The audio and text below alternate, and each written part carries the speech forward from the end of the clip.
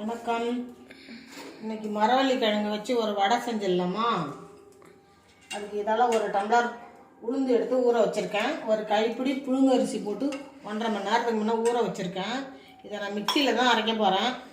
நீங்கள் கூட குறைச்சி செய்கிற மாதிரி இருந்தால் கிரைண்டர்லேயும் அரைச்சிக்கலாம். பாருங்கள், இந்த சைஸ் மரவள்ளி கிழங்கு எடுத்து காய் சீவர சீவலில் நல்லா சீவிட்டு ரெண்டையும் நல்லா நைஸாக அரைச்சிக்கிட்டு வந்துடலாம். அது கூட 3 பச்சை மிளகாய் போட்டுக்கிறேன். கூட குறைச்சா உங்களுக்கு தேவைன்னா போட்டுக்குங்க. இதை அரைச்சிக்கிட்டு வந்துடுவோம். பெரிய சைஸ் வெங்காயம் ஒன்று இதை கூட போட்டுக்கலாம். பொடியாக நறுக்குனா கருவேப்பிலை, கொத்தமல்லி,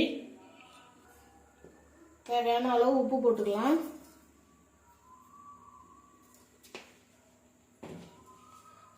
நல்லா கலந்து விட்டுக்கலாம்.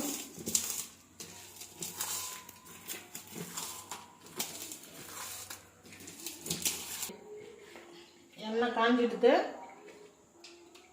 வடை ஒன்று ஒன்றா தட்டி போட்டுக்கலாம்.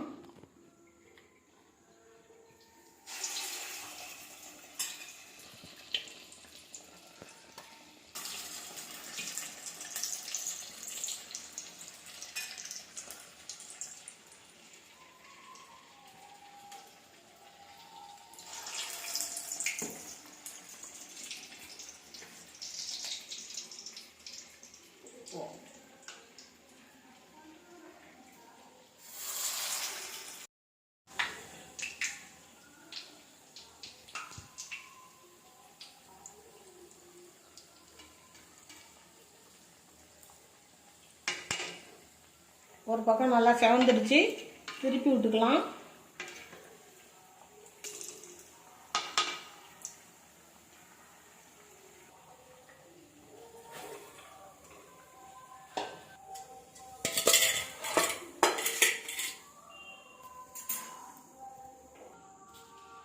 பாருங்க, சூடான மரவள்ளி கிழங்கு வடை ரெடி ஆயிடுச்சு. வாங்க எல்லாரும் சாப்பிடலாம்.